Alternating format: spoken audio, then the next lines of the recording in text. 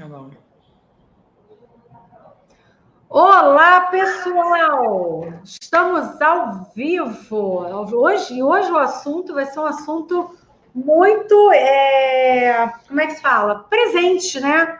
Na nossa vida, mas também presente, principalmente para as pessoas que estão no momento de transição. E para falar sobre esse assunto, que é cozinhar é preciso? Por que cozinhar é preciso? Hoje a gente ouve falar muito, né, dessa questão de se aproximar da comida, as pessoas se afastaram da comida, né? E aí, gente, o que acontece quando eu tenho um paciente vegano que não sabe cozinhar? Então, esse vai ser o nosso tema. Vamos assim aprofundar quais as estratégias, né? E para falar sobre esse assunto, eu trouxe uma pessoa assim que tem uma experiência. Além de experiência, a pessoa é chefe gastrônomo, nutricionista, é vegetariana, faz uma comida pessoal que eu vou falar para vocês, é sensacional. Paula Franca. Paula, se apresenta, fala o seu currículo, né? Como é que a sua trajetória e se apresenta, e a gente vai começar aqui a falar sobre esse assunto que é até um pouco polêmico. Eu sou vegana, mas eu não como bem, né? As pessoas imaginam que o fato de ser vegano, obrigatoriamente a pessoa come bem, não necessariamente a pessoa come bem. A gente vai falar sobre isso. É verdade. Obrigada, Luciana. Obrigada pelo convite. É sempre muito bom falar de cozinha, é sempre muito bom falar de vegetarianismo. Eu, na verdade, cozinho desde sempre, assim, eu cozinho desde muito, muito pequena, desde muito criancinha eu já estava na cozinha.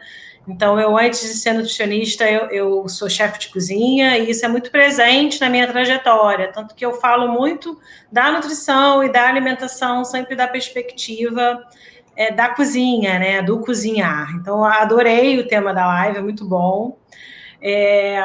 Eu fiz um curso de chefe de cozinha na Inglaterra, eu tinha 20 aninhos, eu era novinha, e aí fiz o curso e voltei para o Brasil, e aí comecei a trabalhar com cozinha, então eu trabalhei em hotéis, trabalhei em bistrôs, trabalhei em buffet, e ao longo, né, eu fui me tornando vegetariana, então isso foi, assim, eu ainda trabalhava em restaurante e eu fui cansando da comida de carne, até por uma busca de saúde mesmo, eu fui abandonando o consumo de carne. Eu fazia muita carne, então eu fui parando de comer por causa disso. E aí eu fui me especializando em trazer alternativas, né? Porque eu sempre gostei muito de comer bem, de comer uma comida saborosa, apetitosa.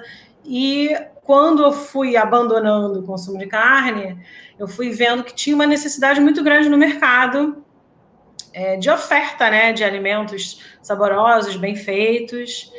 E, ao mesmo tempo, eu tinha muitos estagiários, assim, eu tinha muita vontade de ensinar a gastronomia, principalmente essa gastronomia vegetariana, né, e aí, unindo uma coisa a outra, fui fazendo nutrição.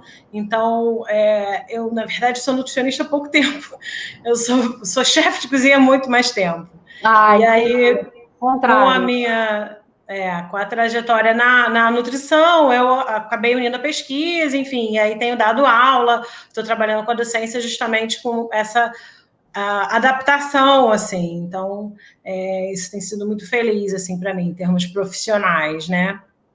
E, pessoal, deixa eu te falar só interromper um segundinho. A gente está ao vivo no Facebook também, no YouTube do Rio Health Nutrition. Então, se você está aqui, aonde você estiver, no Hotmart, no YouTube, no Facebook, se inscreva, faça sua inscrição. Eu acho que no Hotmart, que é no Rio Health Play, na verdade não é Hotmart, é Rio Health Play, é um lugar onde você se cadastra e você sempre vai poder assistir as nossas lives, mas no YouTube do Rio Health também, Rio Health Nutrition está valendo.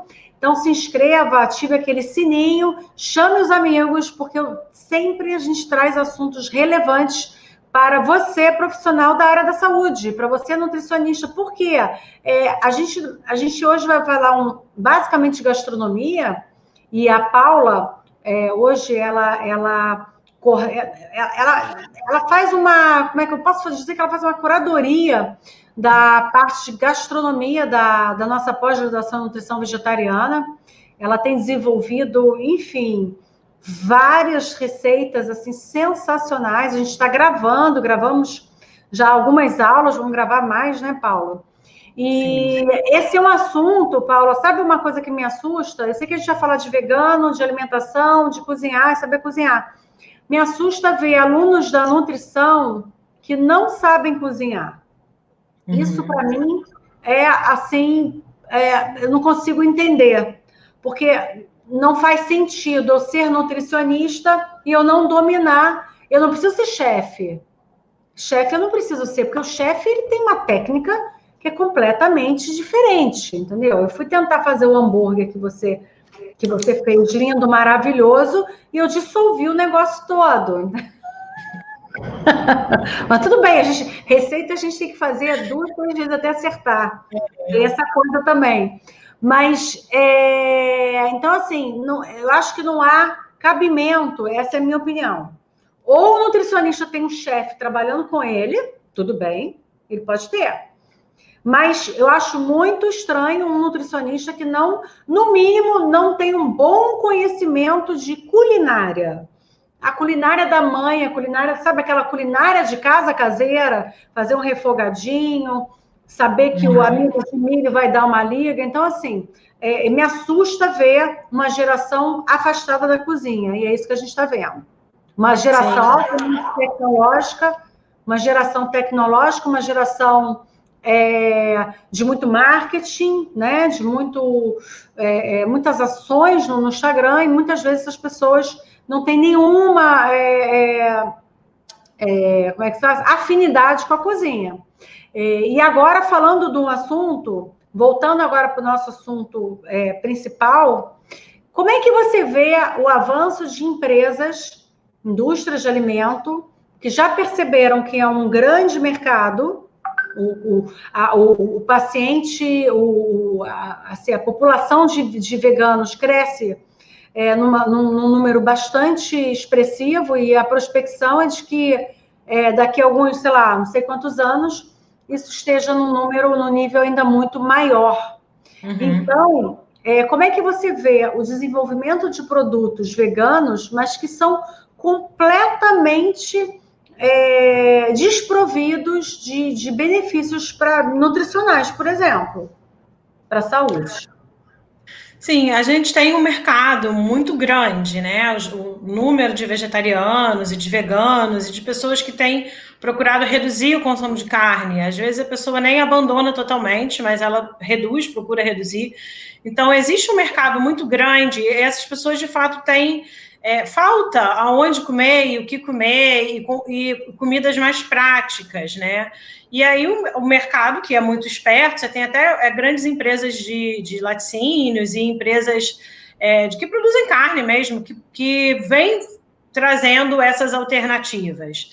E aí, muitas vezes, essas alternativas são alternativas que tentam imitar totalmente o sabor da carne, inclusive com a quantidade muito grande de gordura, uma quantidade muito grande de conservantes. Então, a gente tem produtos, muitas vezes, com uma qualidade nutricional muito ruim, assim, com uma densidade calórica muito alta, uma quantidade de gordura saturada muito alta, e pouco nutriente, né? São poucas que fazem a fortificação com a B12, com ferro. Então, a gente ainda tem, ainda por cima, isso. No exterior, é muito comum também esse tipo de produto, mas os produtos normalmente são fortificados. Aqui a gente tem poucos produtos fortificados e muitos produtos com essa qualidade baixa mesmo. Eu acho assim, Luciana, que eu sou vegetariana há muito tempo, e aí às vezes você vai num aniversário, você vai numa viagem, e aí você precisa de uma coisa prática, você passa no supermercado, compra uma coisa congelada e leva com você. Nessas circunstâncias, ok. Agora, fora isso, o vegetariano ele precisa aprender a cozinhar, isso é muito importante, assim, porque a pessoa que não aprende a cozinhar vai comer muito mal, né? Isso foi uma necessidade que eu senti lá 12 anos atrás, quando eu adotei o vegetarianismo. Eu já cozinhava, então eu fui fazendo essas adaptações nas receitas, mas eu vejo que a pessoa que não aprende a cozinhar, pelo menos o básico... O que dá pra gente ortomolecular, você não tem... Ela... Não, tudo bem. Pelo menos as pessoas que não aprendem, pelo menos o básico, né? Elas vão comer muito mal, porque vai depender do que tem pronto. Então, esse tipo de iniciativa que, né, que a gente está tendo, de fazer os cursos, é muito importante, porque tanto para o nutricionista que quer atender essas pessoas, quanto para o próprio grande público que está adotando o vegetarianismo, para poder saber assim, o mínimo, né, o básico, e conseguir fazer as suas refeições, porque também não é só fazer um prato saudável, fazer um prato gostoso, né? É também fazer o prato saudável, como você vai incluir todos os nutrientes ali necessários. Então, quais são as estratégias que você pode utilizar para aumentar o aporte proteico, para aumentar o aporte de nutrientes, para melhorar a biodisponibilidade. E isso tudo a gente consegue trabalhar muito com a culinária. Então, é muito importante esse tipo, né, de conhecimento. E para o nutricionista, a gente realmente tem um mercado muito grande aí, né? Muita gente adotando o vegetarianismo, e o nutricionista que não sabe, que não tem boas estratégias para atender esse profissional, vai ficar para trás. Porque não dá mais para chegar... a pessoa chegar e falar assim, sou vegetariana, estou gestante, por exemplo, vegetariana não, então você tem que comer ovo pelo menos 2 vezes por semana. A pessoa não vai comer, vai procurar outro que tem essa formação e que vai conseguir dar essa resposta. Com certeza. E quais são, se poderia enumerar, quais seriam, por exemplo... Bom, primeira coisa é o seguinte, você é profissional da área da saúde, que ainda não fez uma capacitação no atendimento paciente vegano, então não atenda o paciente vegano. Porque você não vai ter capacidade de atender como ele merece. Essa é a primeira coisa. Você não precisa ser vegano para atender um paciente vegano, mas você precisa ter total capacidade e formação para atender esse paciente, que existem muitas especificidades, e hoje a ciência já comprovou que você consegue compor um cardápio maravilhoso vegano, completamente vegano. Então, mas para isso é necessário estudo e conhecimento. E aí, Paula, eu te pergunto, quais as vantagens para o vegano e quais as orientações que, na sua opinião, o nutricionista, né, que está atendendo um paciente vegano que só come fast food, porque tem. Você Sim. tem um paciente vegano que engorda horrores até, porque ele se tornou vegano por um conceito, mas ele não aprimorou a alimentação para uma alimentação de fato saudável, né? Então, quais seriam... já fiz um monte de pergunta aqui. Me fala o que você acha mais importante, vamos comer. Então, a gente tem o padrão da alimentação atual, né, Luciano? O que a gente vê hoje, as pessoas trocando a comida, né, o arroz, feijão, o prato, né, principal do almoço, muitas vezes até do almoço, mas de jantar super, as pessoas não jantam mais. Então, até as grandes pesquisas epidemiológicas mostram isso, as pessoas vêm trocando essa alimentação mais tradicional por lanches, por fast food, por biscoitos, por coisas prontas. E aí o vegetariano estrito ou vegano, muitas vezes ele mantém esse padrão, né, mais errático de alimentação e não adota, como você colocou, não adota uma alimentação mais saudável. Então, a primeira coisa que o nutricionista precisa conversar com esse paciente é que, independente dele ser vegetariano ou não, ele tem que melhorar a qualidade da alimentação dele. Né? Só o fato dele tirar a carne não significa que a alimentação vai melhorar, se ele não melhorar as escolhas. Então, a gente começa por conversar sobre o padrão alimentar como um todo, né? Para a gente ter um padrão alimentar mais saudável, mais baseado em alimentos minimamente processados, em natura, utilizando menos produtos ultraprocessados, enfim, que é, né, o principal, assim, a base principal da alimentação saudável. E aí, a partir disso, ir vendo quais são as preferências do paciente, ou quais são as deficiências. A gente tem alguns micronutrientes que são importantes a gente falar na alimentação vegetariana. Então, além da proteína, né, que pode ser uma preocupação, mas que de forma geral, ela é fácil de bater a proteína, não é complicado bater a proteína se a pessoa tem uma alimentação bem diversificada e utiliza fontes proteicas vegetais, como as leguminosas, as oleaginosas, as sementes. Então, se a pessoa diversifica, né, faz essa ingestão ao longo do dia, ela bate a proteína sem grandes problemas. Agora, os micronutrientes, aí vai depender do tipo de vegetarianismo, porque você tem falado de vegano, de vegetariano, mas são diferentes tipos, né? Sim. Então, assim, para o vegetariano estrito ou o vegano, o maior problemática, digamos assim, seria a B12, porque aí, de fato, a pessoa não tem nenhuma fonte, porque as fontes de B12 são todas animal, então o vegetariano que não é estrito, que faz uso de laticínios e ovos, ainda tem a ingestão de B12 nos laticínios e nos ovos, né? Já o vegano estrito, ele possivelmente vai ter que suplementar. Então, às vezes a pessoa, quando adota, né, quando faz a transição, ainda tem um estoque adequado de B12, e aí, como a gente tem um ciclo, como é que fala? Que mantém essa B12 durante muito tempo, às vezes demora um pouquinho para ter esse declínio, mas o nutricionista tem que, de fato, ficar atento para perceber se a pessoa não está precisando suplementar, e aí, depois de um determinado momento, vai precisar começar a suplementar a B12. Então, isso é a questão particular da B12.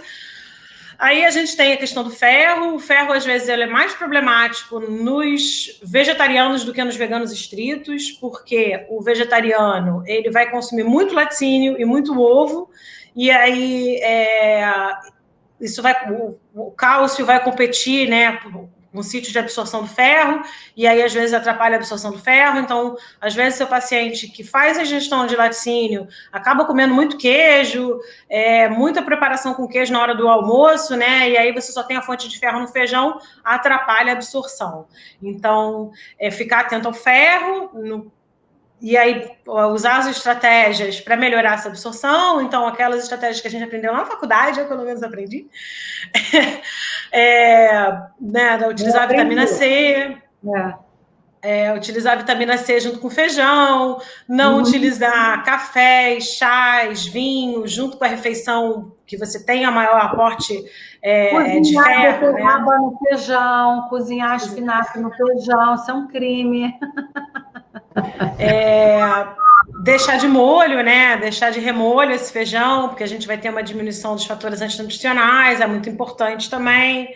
Então, utilizar essas estratégias. E aí, você estava falando do nutricionista que se distancia da cozinha, que não tem essa afinidade. Esse nutricionista, de fato, não vai conseguir passar essas orientações para o paciente.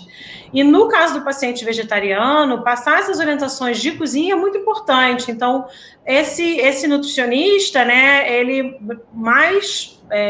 no caso do paciente vegetariano, é mais importante ainda que ele saiba o mínimo de estratégia de gastronomia, né, de preparação de alimentos para atender essas pessoas, porque a gente vai precisar melhorar a biodisponibilidade dos nutrientes. Então, já falei um pouquinho do ferro, né, mas a gente precisa preocupar também com cálcio, se preocupar com zinco, com ômega 3 também, a gente vai precisar se preocupar, com a própria proteína. Então, a principal fonte para o vegetariano serão as leguminosas, mas a gente pode enriquecer as refeições com as sementes, a gente pode enriquecer com oleaginosas também, e aí indicar essa ingestão de proteínas ao longo do dia. Então, de repente, utilizar pães proteicos, por exemplo, em vez de você utilizar a farinha de trigo, que tem um valor nutricional super baixo, muitas pessoas têm problema com glúten, utilizar as farinhas, farinha de grão de bico, que é uma farinha ótima, tem uma quantidade de proteína boa.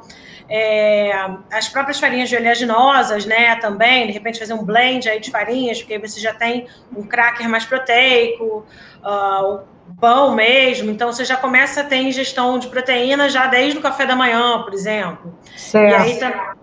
E aí, outra coisa também em relação às proteínas, a utilização de leites com uma quantidade maior de proteína. Então, a gente tem vários laticínios vegetarianos, veganos, né, digamos assim, que são à base de carboidratos, né? Leite de arroz, leite de quinoa, leite de aveia, e aí eles têm uma quantidade de proteína, né, ínfima.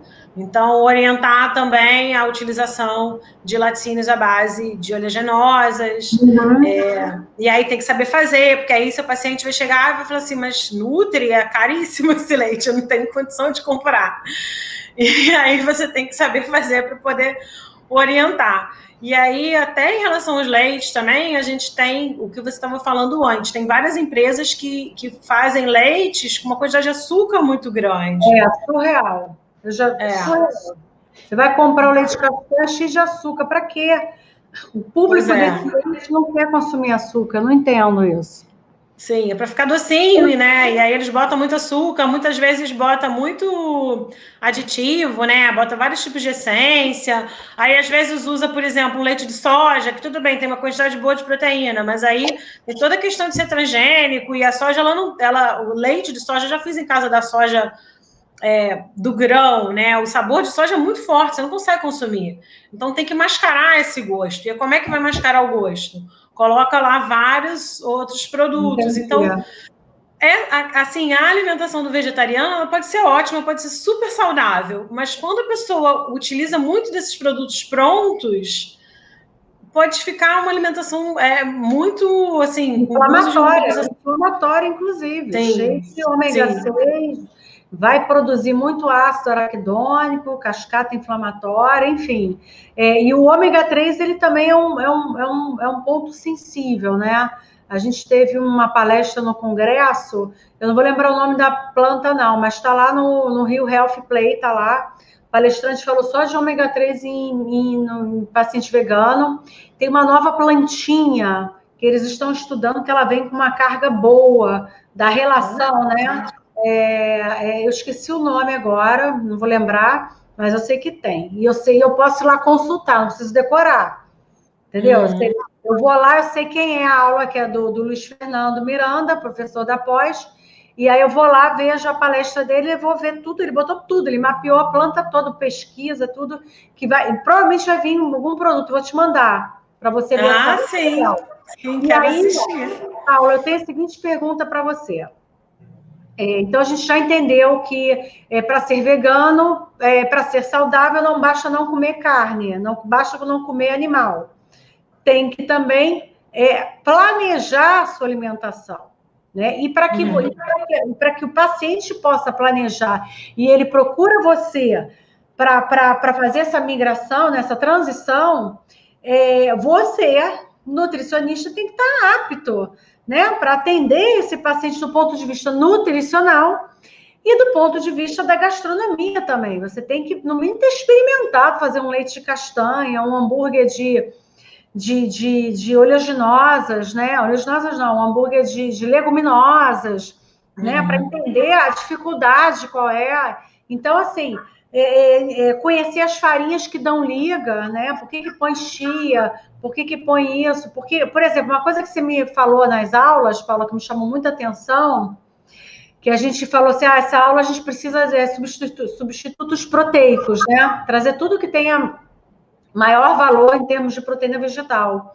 E aí você falou, Lu, no vegano, todas as preparações, eu tenho que, além de colocar as fontes vegetais de proteína vegetal, e várias, tem que ser várias, porque, né, cada uma complementa com uma composição e acrescentar, você falou, sementes, as oleaginosas, porque elas vão trazer também mais proteína. Então, isso me acendeu um link, porque eu não pensava assim. Olha que eu tenho bastante experiência. Eu pensava assim, vou fazer hambúrguer vegano, eu só pensava em fazer lentilha grão de bico, eu não pensava em acrescentar castanha ou nozes, entendeu? Eu não tinha esse pensamento. Isso foi de uma observação que, para você, eu acho que devia ser assim, você nem pensou nisso, já é o teu natural. E o que eu reparei no cardápio que você prepara é que realmente todas as receitas são receitas, eu digo, complexas do ponto de vista que tem vários ingredientes. Então, por exemplo, para mim é inesquecível aquela maionese como é que é o nome da água Alfafaba, né? Aquafaba. Gente, pessoal, vocês não imaginam, mas só vai ter receita quem é da nossa pós. Porque tudo bem, você pode encontrar 1000 receitas na internet, mas esta receita, amor querido, essa você não tem. O hambúrguer, aquele hambúrguer era de que mesmo? De lentilha, né? Lentilha. Era lentilha. Lentilha, nozes. Maravilhoso. Aí eu botei vários temperos, né? Isso é uma estratégia que eu faço muito. Botar a leguminosa. É o toque de gastronomia. Esse toque de gastronomia tem que existir no dia a dia do consultório. As ervinhas, os temperos, né? Sensacional. E aí, Paula, deixa eu te fazer uma outra pergunta que é muito comum e uma dificuldade que o nutricionista vai ter no consultório. Para o paciente que está fazendo uma transição, porque a gente sabe que o onívoro ele vai ter um tipo de flora bacteriana. Microbiota. Não fala mais flora bacteriana, que eu sou das antigas, mas o termo certo é microbiota, tá, pessoal? Eu sei, mas é que vem naturalmente. A microbiota do vegano, inclusive, ela é bem mais saudável que a do onívoro, né? Não que ela seja melhor, mas ela, quer dizer, ela vai estar realmente com bastante bactérias que são benéficas, porque as fontes o substrato, quer dizer, o alimento que alimenta as bactérias do bem, todas as bactérias têm função, tá? Mas vamos dizer, aquelas mais vantajosas para o organismo são de fonte de carboidrato e são que são as fontes de fibra, solúveis e insolúveis. Já o onívoro, principalmente agora com essas modas de dieta proteica, cetogênica, etc., que comem muita gordura saturada e muita proteína, eles irão produzir, eles vão entregar mais substrato para bactérias mais patogênicas que se alimentam dessa proteína, dessa gordura. Então, mas nessa transição, quando a pessoa, muitas pessoas têm intolerância às leguminosas. Né? Em função das várias substâncias. Então, como que você acha que a gente pode, com a sua experiência de gastrônoma, também de chefe, como é que a gente consegue compor isso, né, para ir minimizando e a pessoa ir se adaptando ao consumo maior de leguminosas? Então, vai ter que tratar esse intestino, né? A primeira coisa é pensar em tratar essa microbiota, melhorar essa microbiota.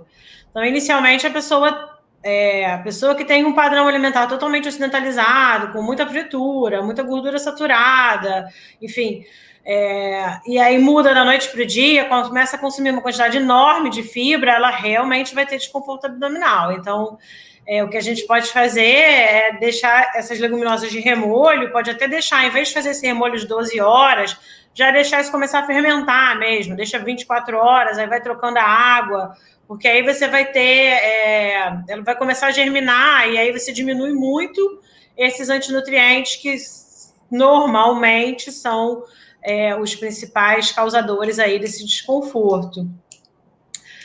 A gente pode utilizar glutamina também, de repente, para tratar esse intestino. Em relação às fibras, no início, a gente pode usar verduras mais cozidas, né? Você não usar tanto a verdura crua, porque aí você já facilita também essa digestão, porque ela já foi coccionada. O que mais? Tem algumas leguminosas também que são mais fáceis de digerir. O feijão azul, por exemplo, ele tem uma quantidade de antinutrientes menor, então ele é uma boa estratégia para começar. E ele germina muito mais rápido do que um feijão preto, né? O feijão vermelho. Então, você começar, de repente, com feijão azul, com mung bean, que seria quase uma fava, que é muito consumido na Índia, ele também é muito mais fácil de germinar, e ele germina muito mais rápido. Esse eu não conheço. Posso colocar ele em alguma ficha, alguma receita. Ele é bem saboroso. Ele não chega a ser uma ervilha, não, mas parece assim, a aparência de ervilha, mas na realidade ele é um feijão.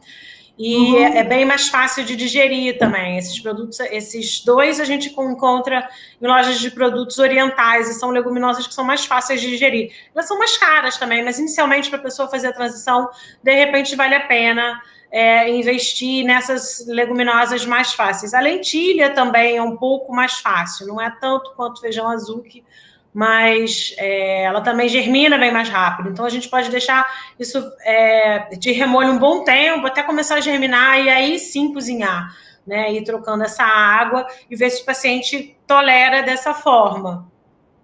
E, ao mesmo tempo, ir tratando o intestino, né? Aí usar os probióticos, né? Usar, de repente, uma biomassa de banana, esses carboidratos que vão ajudar, né? A equilibrar essa microbiota. E, Paula, me fala uma coisa, do ponto de vista para você, assim, é muito, por exemplo, os queijos veganos, né? Qual a estratégia que você utiliza de ingredientes por exemplo, você fez um queijo, um requeijão, que ele realmente eles tinham um sabor que me levava a um laticínio, entendeu? Assim, tipo, uma acidez exata. Como é que você faz essa química aí para trazer um pouco desse sabor que a gente está acostumado, né? Sim. Então, os queijos, eles são bem difíceis, para te falar a verdade. Os leites, eles são muito mais fáceis. Para quem está começando, eu recomendo começar pelo, assim, pastinhas, ou até como se fosse um requeijão, que são mais fáceis de você ter uma consistência parecida e um sabor parecido. Um ingrediente muito bom de se comprar é o Nutritional Yeast, que antes a gente só conseguia importado, mas a gente já tem agora feito no Brasil, inclusive é um dos poucos produtos veganos que tem B12, então ele é interessante, ele tem um sabor que remete ao laticínio, né? Então é interessante acrescentar e aí fazer essas pastinhas de oleaginosa, né? Você usa o resíduo da oleaginosa, faz o leite e o resíduo, tempera como se fosse uma ricotinha, já fica bem saboroso, bota um pouquinho de azeite, um pouquinho do Nutritional Yeast, sal, de repente um alho, se for para uma preparação mais assim para tarde, para o final do dia. O requeijão que você falou, a gente deve ter usado tofu, eu uso bastante tofu também, tofu orgânico, né? Aí bate ele com inhame ou bate com castanha, e aí ele fica bem cremoso, e aí tempera também, né? Aí tem que acrescentar algum ingrediente para dar acidez, então você vai botar, normalmente bota suco de limão ou então vinagre, então sempre, porque o laticínio, ele, de forma geral, ele tem um sabor ácido, né? Então você tem que botar algum ingrediente para dar essa acidez, botar sal e aí os ingredientes que vão dar sabor. Então, o Nutritional Yeast é uma boa opção, né, para esses laticínios mais rápidos que você esteja começando. Tem pessoas que já fazem queijos mesmo, que você faz o leite de oleaginosa e aí bota para fermentar. E aí é um processo bem mais longo, assim, você fica com um sabor mais apurado, mais parecido com o queijo de leite de vaca, né, digamos assim, mas ele é um processo um pouco mais complicado. Para um processo inicial, a gente fazer essas pastinhas, elas já dão super certo, e aí usar e abusar também dos temperos, né, então usar as ervas, os temperos secos também, né, ervas secas, curry, cominho, açafrão, assim, né, o vegetariano, quando ele começa a descobrir esse mundo da cozinha, digamos assim, que são muitos sabores, né? São muitas coisas que a gente não está acostumado. E quando a gente começa a fazer essa descoberta mesmo de ir utilizando diferentes temperos, diferentes verduras, assim, você começa num universo novo, digamos assim, porque a gente está acostumado a comer sempre os mesmos alimentos, né? Se você for pensar a nossa alimentação, ela é reduzida a arroz, a feijão, a trigo, são poucos, assim, 90% da nossa alimentação vem de 10, 12 alimentos. É bizarro, mas se você for olhar todos os ingredientes, né, das preparações, elas normalmente é arroz, feijão, milho, trigo, soja entra em muita coisa, apesar da gente não ver, né, aí carne para quem come carne, e aí as verduras são sempre as mesmas também. Então, o vegetariano, alface, tomate, pepino. Eu falo para meus pacientes. Exatamente. Eu como salada. Que salada? Eu como alface. Quantas folhas?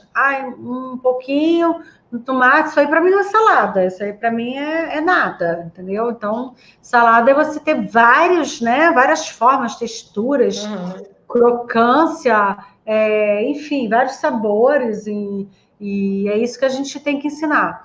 Deixa eu te fazer uma pergunta em relação ao tofu. Você poderia explicar os tipos de tofu que existem, que muitas pessoas não conhecem, o tipo de soja fermentada que existe, e por que seria a soja fermentada mais interessante do que os produtos, por exemplo, carne de soja texturizada e etc.? Então, a soja, ela tem uma quantidade de proteína muito grande, é uma das oleaginosas com maior conteúdo proteico, tem o perfil aminoácido também muito bom. Então, na realidade, seria um bom substituto, né? Se a gente for pensar. A soja tem dois problemas. O primeiro problema é a questão de ser transgênica, né? Quase toda a soja no Brasil é transgênica, e isso vem com uma carga muito grande de agrotóxico, então, por si só, né, traz outras, são disruptores endócrinos, aí são outras complicações, mas a gente, como Nutri, também deve alertar em relação a isso, né? E aí, a primeira ressalva em relação à soja é a utilização da soja orgânica. Se a pessoa for fazer a soja no consumo eventual, tudo bem, você tá, que nem eu falei antes, né? Tá numa ocasião que não tem nada, e aí você foi num lugar que estão servindo proteína texturizada de soja. Ok, você vai fazer aquele consumo.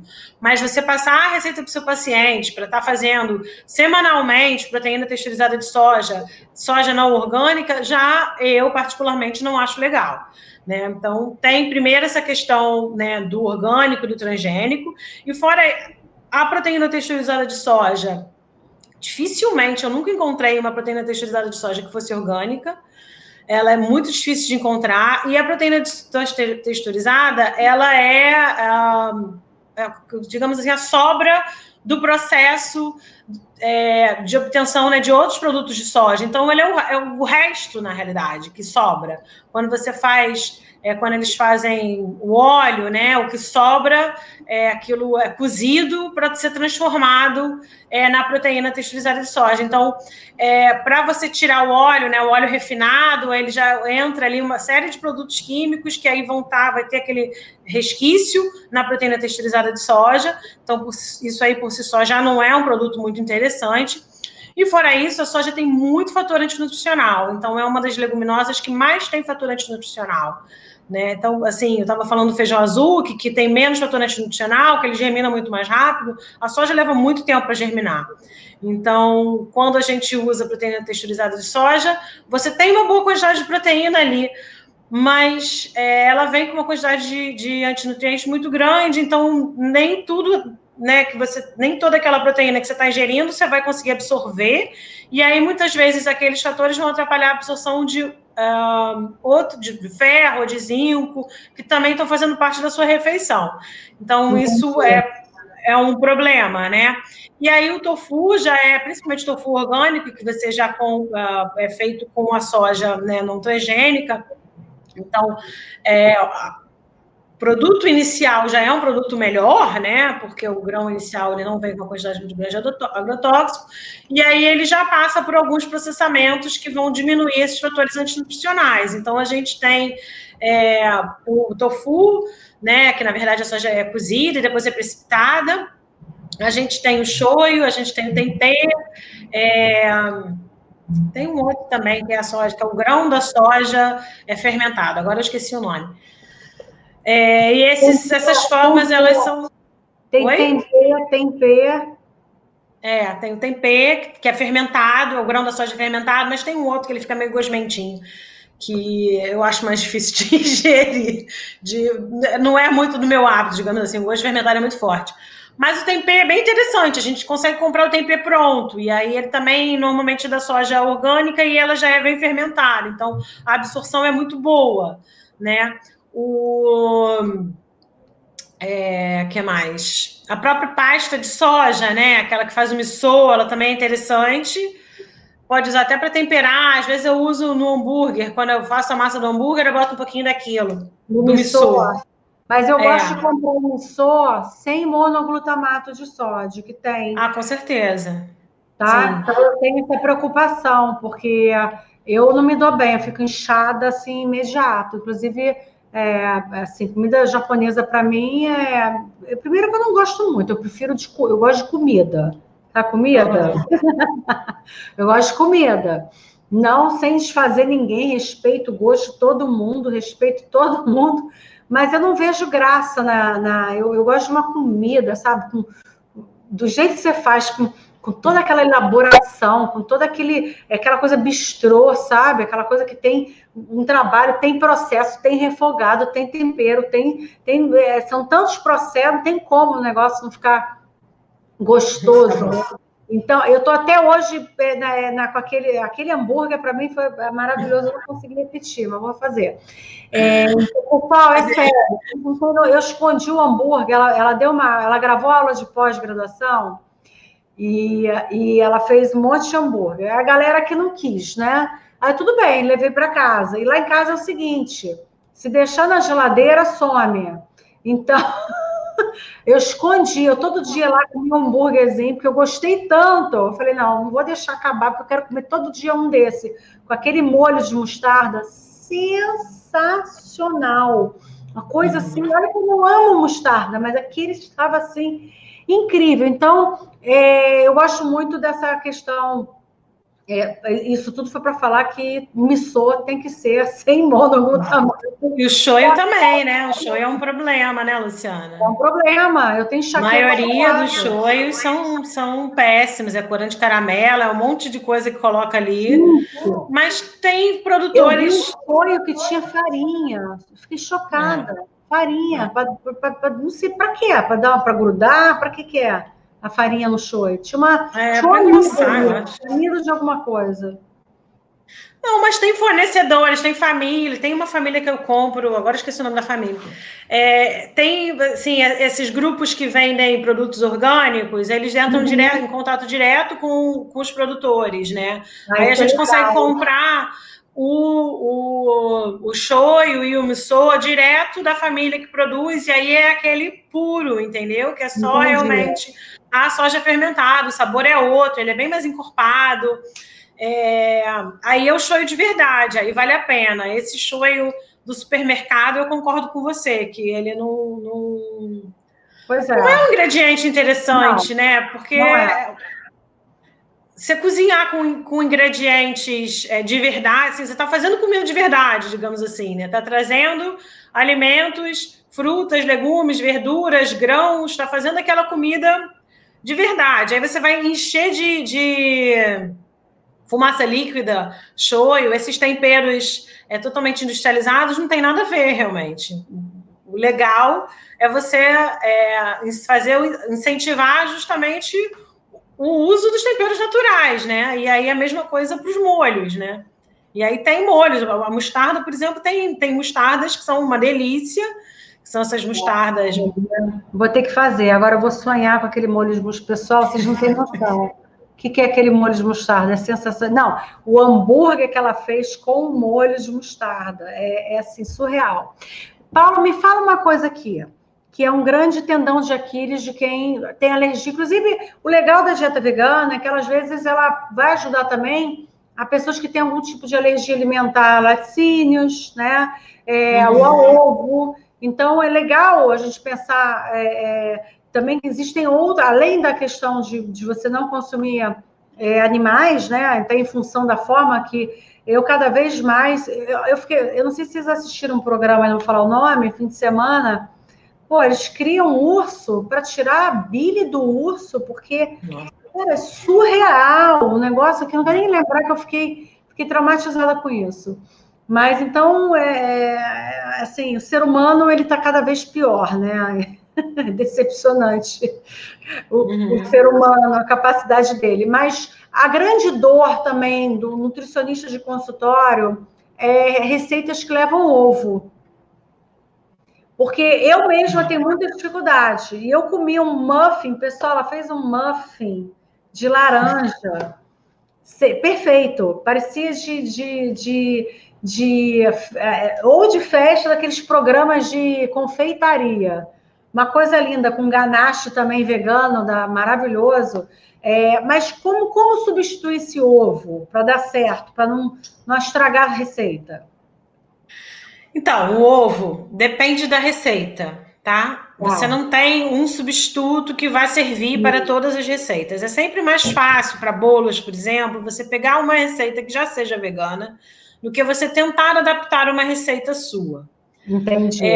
Isso posto, a gente tem alguns ingredientes que funcionam super bem. Então, você estava falando da aquafaba mais cedo, que eu usei para maionese, né? A aquafaba, ela é a água do cozimento do grão de bico. E aí a gente deixa essa água do cozimento reduzir um pouco e fica com um aspecto meio gelatinoso, assim. E essa aquafaba dá para você bater como clarineve. Então, você consegue fazer suspiro, você consegue misturar numa massa de bolo para dar mais leveza. Ela fica com aquela aparência da clarineve? Fica igualzinho a clarineve. Fica igualzinho. E ela assa, fica igualzinho. Só que tem que botar um pouquinho de cremor de tártaro, senão ela, depois que bate, ela cai. Tá. Você bota um pouquinho de cremor de tártaro e a aparência fica igual. E aí, para você misturar na massa de bolo, dá uma leveza maior. Porque um dos problemas com o bolo vegano, né, o bolo sem ovo, é que muitas vezes ele é pesado. Aí a aquafaba já ajuda. Agora, se você quiser, assim, para dar liga, né, digamos assim, você pode usar banana amassadinha, funciona super bem.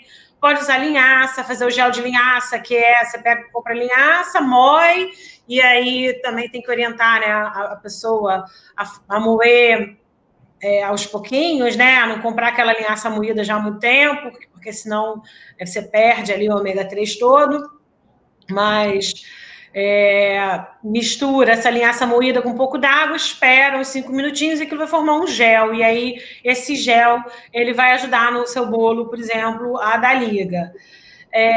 Que mais? As receitas salgadas, né, com ovo. Então, assim, tortas, né, massa de torta salgada, até o recheio, né, recheio de quiches, por exemplo, elas normalmente levam uma quantidade muito grande de ovo ali no recheio.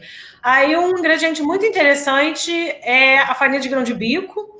Então a gente pode misturar a farinha de grão de bico, por exemplo, com creme de castanha, e aí isso já vai ser suficiente para que ali da liga sem você precisar botar farinha. Então a farinha de grão de bico ela é super versátil, ela é essencial para o vegetariano, porque assim, tem 1001 utilidades. Para pincelar também em cima do salgado, você fez uma esfirra, por exemplo, aí eu faço um gelzinho de linhaça com um pouquinho de açafrão, ou então uma quantidade de farinha de grão de bico, um pouquinho de água, azeite e açafrão. Aquilo ali já vai ser suficiente para você formar como se fosse um filme em cima do salgado e deixar ele douradinho, né? Então, depende muito da preparação. Você não tem uma receita que sirva para todas, né? Aí é uma questão de ir testando. Aquele bolo que eu fiz lá com vocês, ele é um bolo que leva a laranja inteira. Então, a quantidade de fibra que tem na laranja já vai ser suficiente para dar a sustentação do bolo e ele não fica uma massa de bolo de chalé. Né? Então, vai depender muito. Mas, assim, de forma geral, a aquafaba é uma boa ideia, o gel de linhaça, a banana amassadinha, que mais? E a farinha de grão de bico, que é essencial. Você pode fazer panqueca com farinha de grão de bico, pode fazer tipo um omelete, pode fazer um muffin salgado, bota vários leguminhos picados, bota uma misturinha de farinha de grão de bico, água e azeite, e aí leva isso numa forminha tipo de silicone, assim, já fica um muffin salgado, que fica uma delícia. O tofu também é interessante. Então, você pode bater o tofu para recheio, por exemplo. Aí não precisa botar mais nada, só o que você for usar de tempero. Então, assim, na realidade, é descobrir mesmo a cozinha, né? Tem que... É testar, experimentar, provar.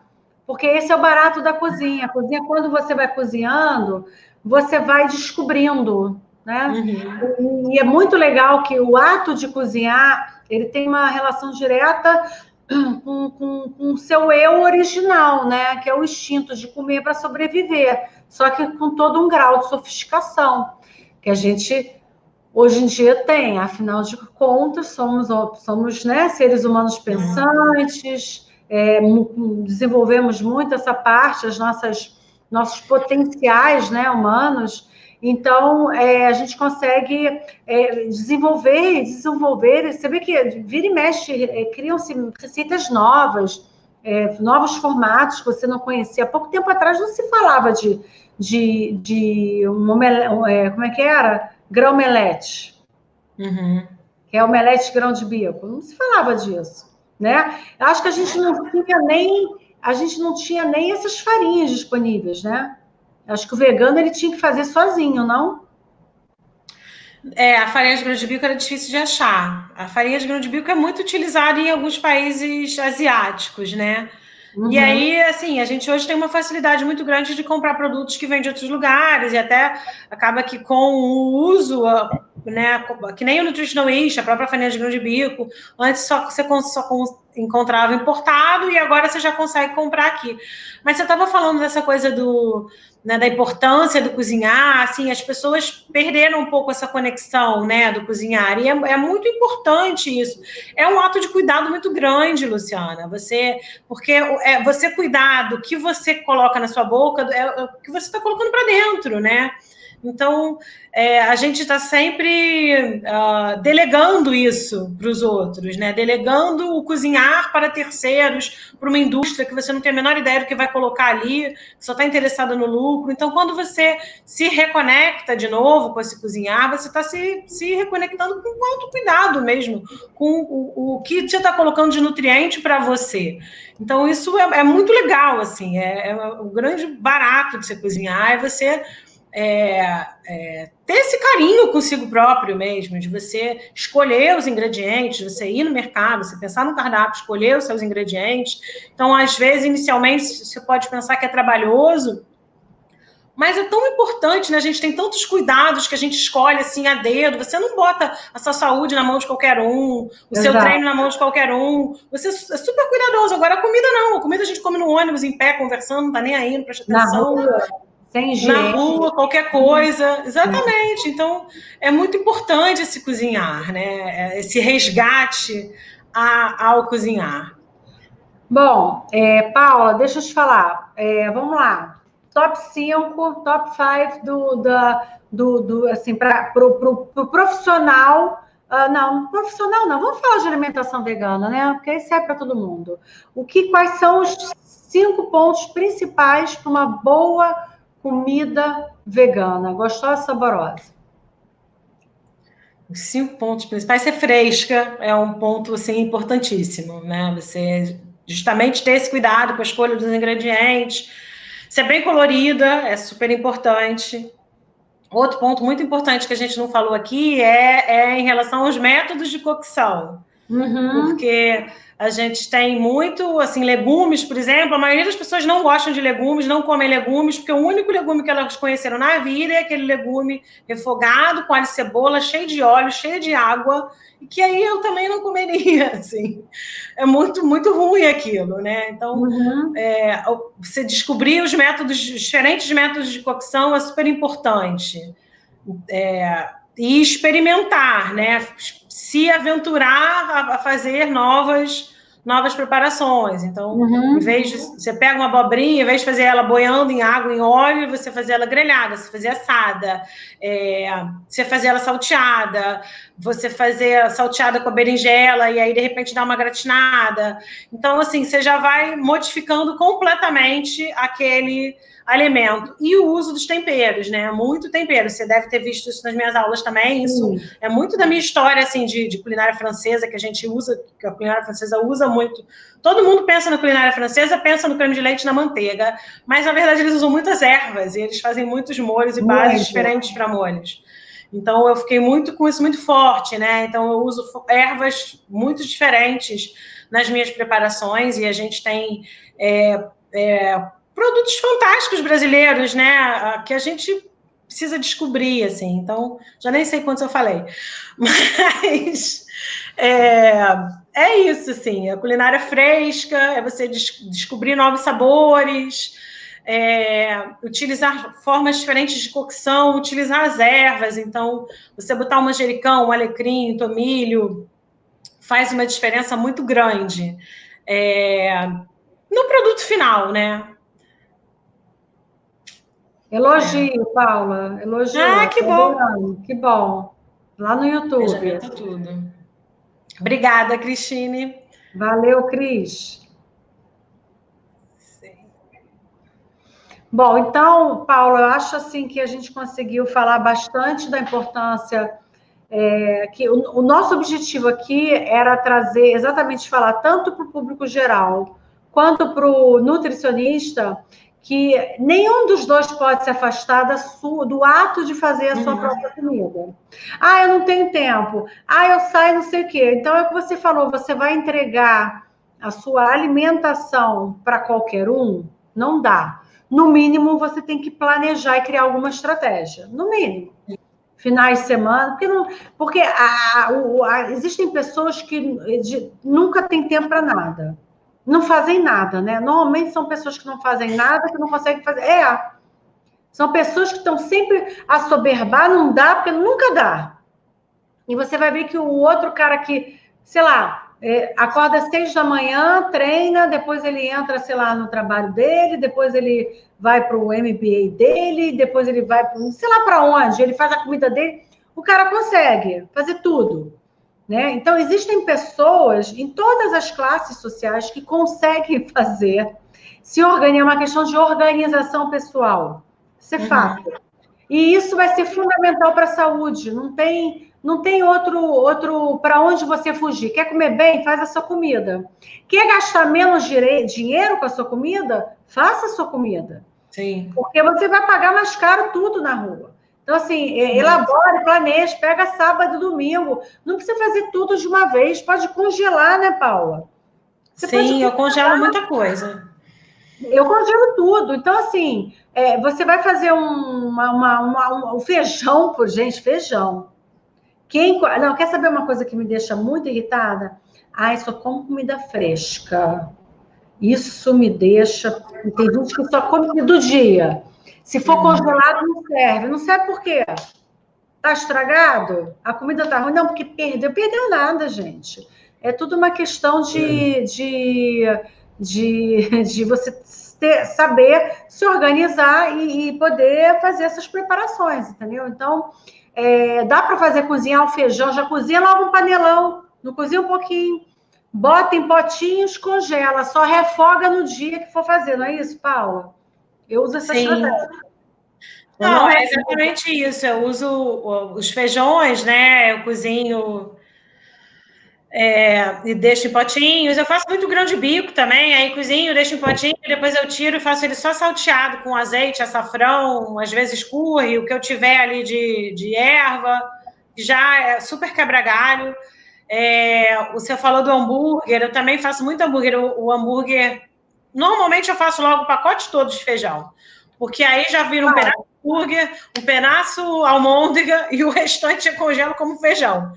E eu canso muito de comer a mesma comida. Eu não preciso comer comida fresca, mas eu preciso comer comida variada. Isso sim, desde sempre. Por isso também que eu comecei a cozinhar, porque eu queria comer variedade. Então, o que eu faço tá sempre cozinhando, então o congelador está sempre cheio, mas com diferentes opções. E aí você vai brincando justamente com os legumes que estão na época, com as verduras, com as ervas, né? E aí eu sempre tenho uma quantidade boa de temperos em casa, tenho uma quantidade boa de sementes também, que isso muda muito o sabor do alimento. Totalmente, totalmente. O que eu normalmente faço é isso, é ter congelado a leguminosa, né, o feijão, e um substituto, assim, para carne. Então, ter diferentes tipos de hamburguinho, de bolinho, Inclusive os cereais também, você pode ter tudo congelado, né? O arroz pode. integral, o arroz, sei lá, arroz preto, enfim, todas as variedades que a gente tem de cereais também, você já pode ter tudo congeladinho, tira no dia, aí dá uma refogadinha na hora para ter o gostinho do que foi feito agora, né? E aí você dessa forma consegue ter uma alimentação de fato saudável e dentro de todo o conceito, não basta ser vegano. Você tem que ser saudável, você tem que comer saudável, né? Então não faz sentido. Mas, Paula, olha, adorei. Acho que você tirou assim bastante dúvidas aqui da galera. Eu adorei. É sempre enriquecedor as suas. Uma coisa legal que você falou também que eu achei importante, pessoal, independente de ser vegano, quer ser mais saudável, vamos procurar esses grupos de pequeno produtor, porque eles têm realmente produtos de mais qualidade próximo da sua cidade. Então, isso é muito importante também.